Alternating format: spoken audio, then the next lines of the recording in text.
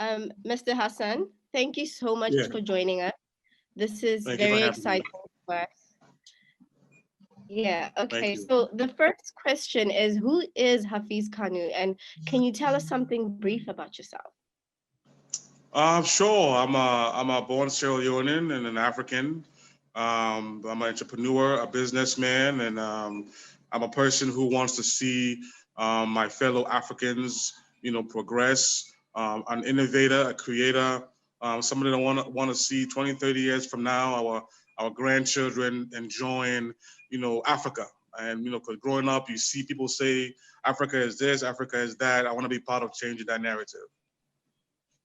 Nice. We would like to know what motivated you to build this platform and what informed the choice of name SUPFRICA. Well, we've been doing technology for about 20 years. We started doing mobile apps about 6 years ago. And the whole idea behind what SUPFRICA stands for is whatever has been done, we're going to take it and make it African. So that's the goal: for Africans, by Africans, for global use. So SUPFRICA now is something between Africa and the Western world, because you always say, sup. When you see somebody, you would say sup, or or what's up, or we make it short like sup.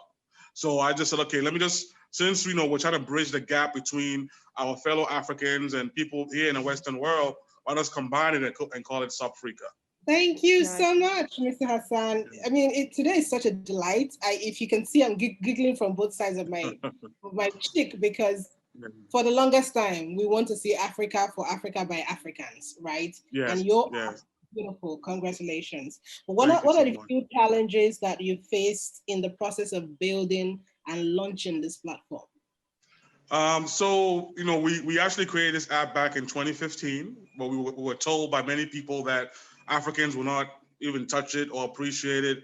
They're using WhatsApp. It doesn't make sense. And I was like, no, this makes sense. It's time we start creating our own and using our own, because whatever you get from this experience, you can give back to the community. So, our community has always doubted the fact that we'll be able to, create something that we can call our own. So it's been in the shell for a while, because we didn't know if we should do it. And then of course, the fear of it. Okay, what if it works now? It goes to a point where people are starting to use it. Then the finances come into play, making sure things are working. So those of course were also part of the thinking of, should we or should we not? And actually 4 days ago, we just said, let's just do a beta test. So we didn't plan to launch. We didn't launch it yet. We just did a beta test to see, the response of people. So we weren't really prepared for what happened next at all. So that's why you see some of these things happening, like the glitches that's happening now, is because we weren't prepared for what decided that they're gonna. Africa decided that they're gonna support it. So, but it's been wonderful. I love it. I love it. You see, so we're waking up. We're actually waking up. So anybody with an African solution should just jump into the market. I think the next question is, for me, one major downfall in terms of technology in Africa is that people who develop great ideas on platforms, they mostly end up selling out this to tech giants at the face of challenges. Have you ever thought of, maybe this is one of those products I'm going to ship out? Right. Well, currently we have about 20 platforms ready to go. And the first one we launched was AudioFrica. It's a music platform for artists to earn money. And we've actually been, reached out to sell. My goal right now personally is I don't want to sell. And when people ask me that question, I would say, well, I believe that if we have investors in Africa who have the money, who are willing to invest in us as being creating, then there's no need to sell to the tech giants on the Western world. So that's a challenge to the money makers in Africa. Hey, stand up. If you see a product that's great for us, invest in it. Let's keep it home. Let's keep it ours. Mr. Hassan, I think I love you even more right now, because I know that for the first time I'm seeing an African that's saying, listen, we have money bags in this continent. We have people who Right, can exactly. literally fund what the Mark Zuckerbergs and co can fund. Can we begin to call them out? Can we begin to call them out to say, listen, there are fantastic stuff here. Stop taking your money to the Cayman Islands. Stop moving it to Geneva. Let us put it here in our continent. I love it. I love it. And I do know that when it's time for your proper launch, Hassan, one of the things I like to say to startups, because I run an organization called the Association of African Startups, one of the things I like to say about startups is we can't be modest about great products. So you said something, you said this was just a trial, you're just trying, and you weren't expecting the feedback. Once it's time to launch, we are not going to be modest about it. We need to make noise so that the so-called giants in Africa can see that there's something that they can pay attention to. So there's something else. Google and Apple recently suspended an app called Parler from their stores. Do you have a contingency plan in case any of this happens to any of your platforms? Yes, living in the USA, that, maybe I shouldn't say this, but I'm gonna say, that not everybody wants to see us successful. And when they see that we stand on our own, they find ways to cripple us, so we'll give up. So we have different methods that we looked at.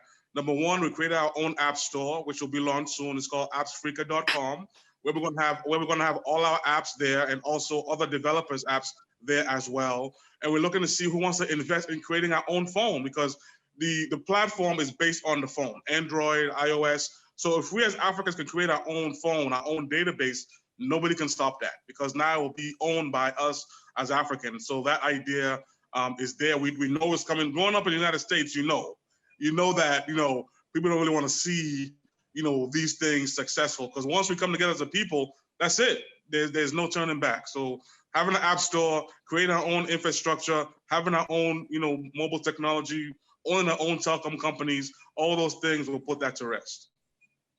So is it just me? I feel like those of us here, we need to give Hassan a proper round of applause. And I say this from the depth of my heart.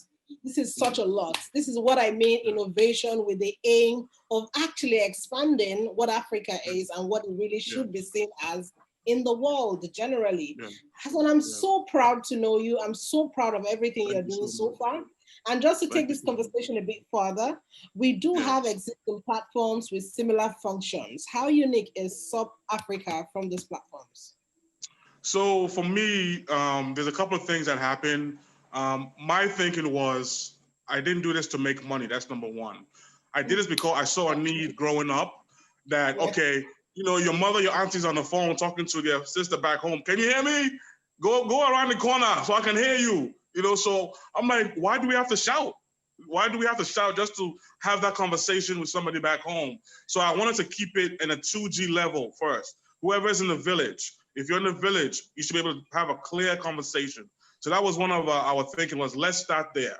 Because our grandma, is there. Maybe even us, when we retire, we might want to go to the village and still want to talk.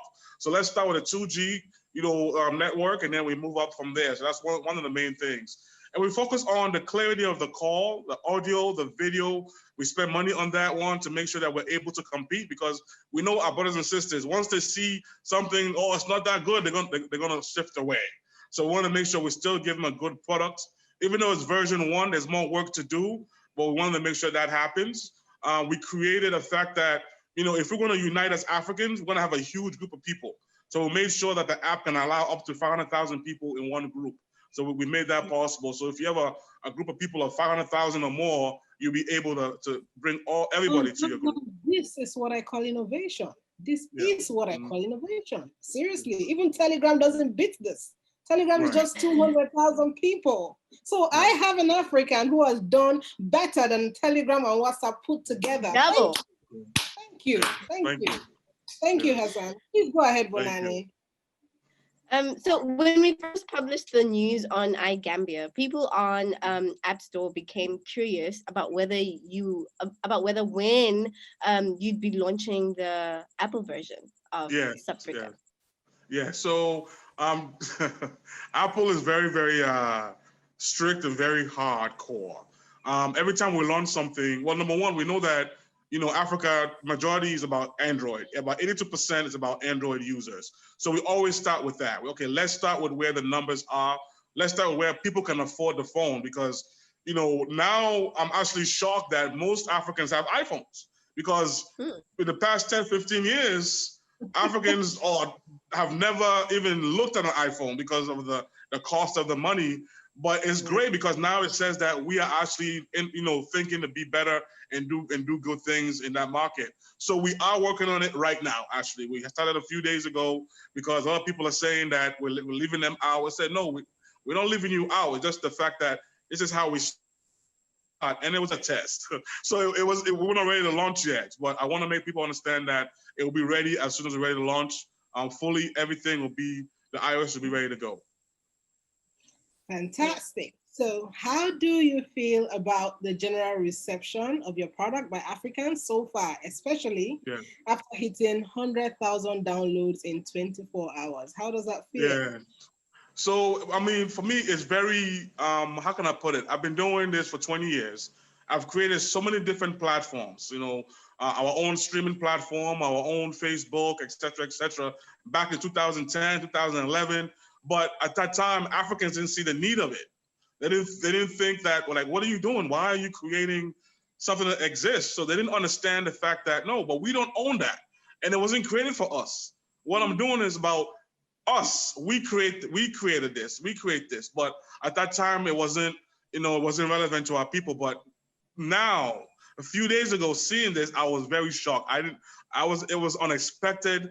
I didn't even, I'm still shocked. And it just goes to say that our people are ready to embrace ourselves. Our people are ready for us as creators. Our people are ready to take charge. And the beautiful thing is, for me, is I'm 43, but just seeing that as a grandfather, I can see my grandkids, embracing and loving Africa in a technology world. And I think this is what we're saying to people, that we're going to own this. We create whatever we create.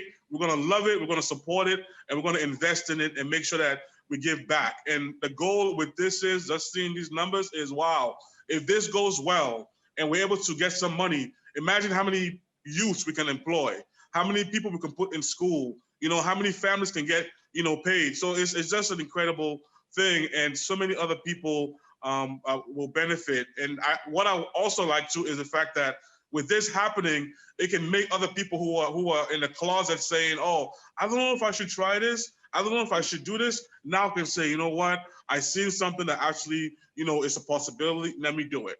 And that's one of the greatest gifts is, giving somebody confidence to go out the box and say, I'm going to try it now. Thank you, Hassan. Thank you so very much. You mentioned that you have a bouquet of products that you have created for the African market, like Africast. I think I heard something like that. Streaming platform for artists. EYEGAMBIA, yes. That's fantastic. Do you think that your company has the capacity to bridge the tech gap in Africa?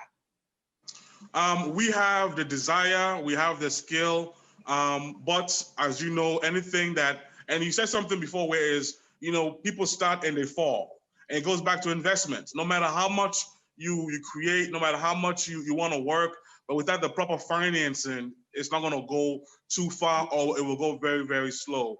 I think that, and I believe that we're ready. I think that, a company as SUPFRICA, working with others. That's one thing I want to put out there.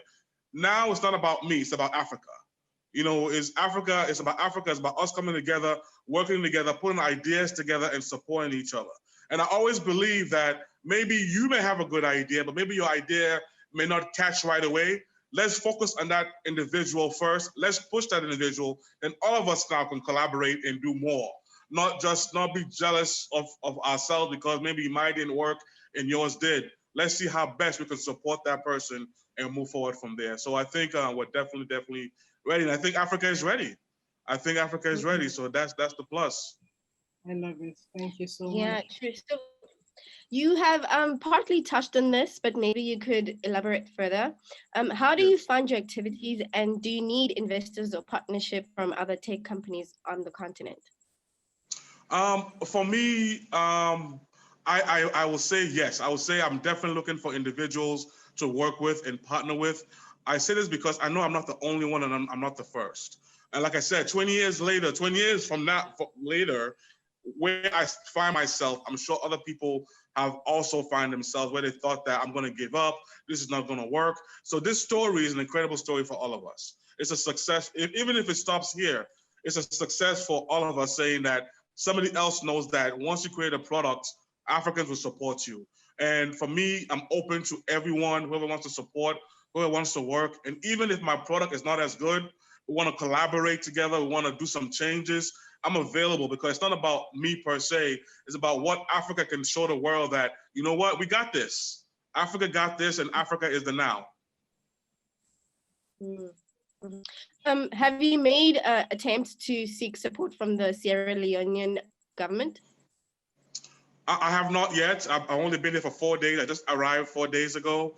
For this particular app, I have not. I have done for other apps, from like the music app, which is called EYEGAMBIA.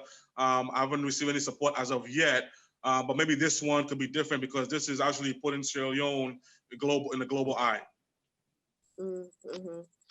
Since launching this platform, there are several genuine concerns and suggestions from users. Do you have a team that is collecting such feedbacks? Yes, we have many people who have joined us to help us. One of the individuals is a brother called Salu. He has a company called Salon Messenger. Him and his team are in front of the computers, checking the comments. I have a team out here, team in the US, who's also in front of the computer, checking the comments, checking the reviews. And myself, I haven't slept. I've been checking the comments, checking the reviews, and trying to answer back. And one thing that, you know, what I'm seeing is that people love the product. They want to make sure the product work. And so what we're saying to the public is, this product can work. They've seen it, they download it. We just need help from investors and sponsors so we can make sure we keep this going. We don't want it to fall, and it takes money. For an example, you know, right now, if you're looking at, you know, the product where we have a feature that allows individuals in a 2G network to be able to make calls. That software is not in WhatsApp. So it's an expensive feature, which, you know, you're launching you're testing the product, not real thinking you might get like 1,000 downloads to 100,000 downloads. So you see how the expenses just went up from what you budgeted, you know. So we're looking up for people to assist us and work with us. But our team is in front of the computer, making sure that we keep the good name and keep the African good name, that something good come, because we have to go all out. Because our name, our company, our brand, the culture of Africa is in the line right now. That's how I believe. Yeah, this is really exciting. Security is one of the major concerns of the people out there. How secured is?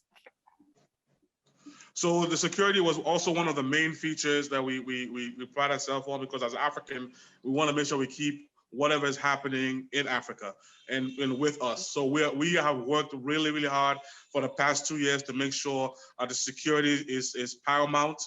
That's part of that. We're working, making sure we have a DNS server that, you know, because usually when you have a server, if you're in Ghana, it has to go all the way to the UK or France or US to connect, then come back. So we work with, you know, companies like in South Africa, in Ghana, in Nigeria that have servers in those countries. But one thing I want to say now is that the only way we're going to be secure 100% is having our own data center in Africa, in all African countries, because that data can be secured because it doesn't have to travel that far.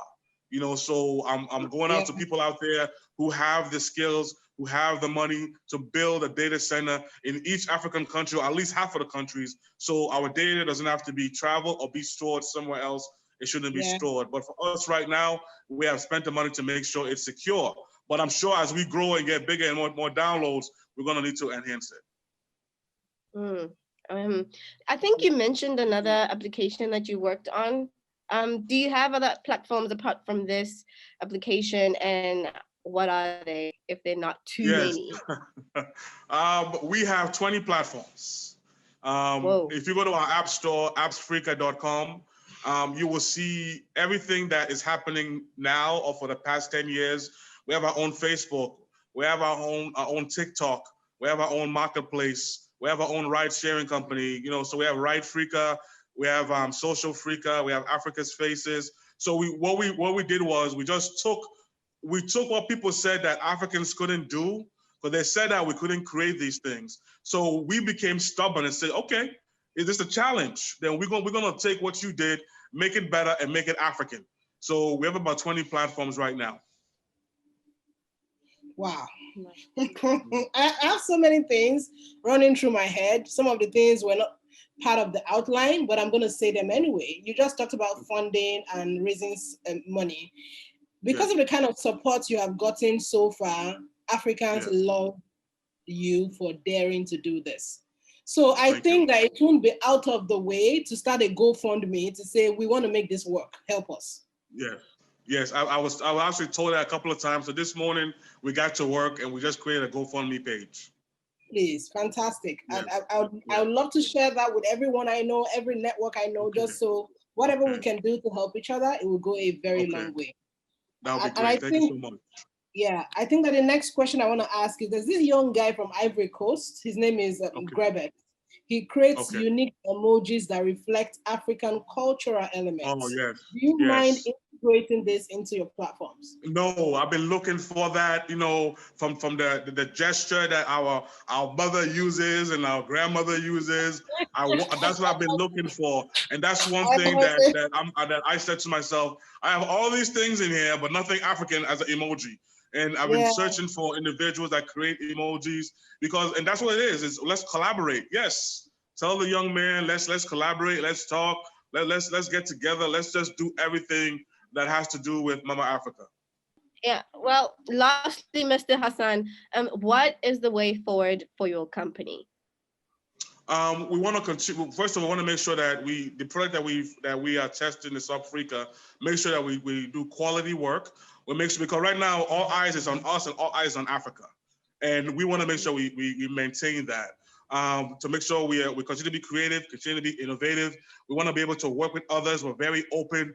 I want everybody to realize that if you're here to push Africa, if you're here to see, you know, the brilliance of Africans, then we want to work with you. So that's one thing about working together. In regards to the terms of development, we have 20 apps right now. We're looking to do more, but we want to help other people. Those people who want to create their own apps, do their own development. We want to be that company that to assist you and work with you and promote you and market you and use our power to do what we can to make sure we're all successful.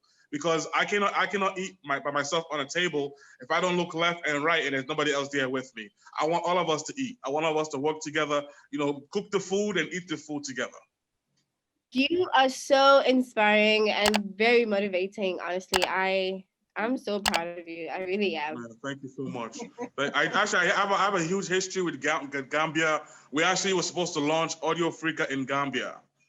So we should be coming to Gambia very, very shortly. We actually have a Gambia group, AudioAfrica Gambia. Yeah, and you guys are doing it for a small country. You guys are doing wonderfully great. And I think you guys also have an ability to be a great tech hub.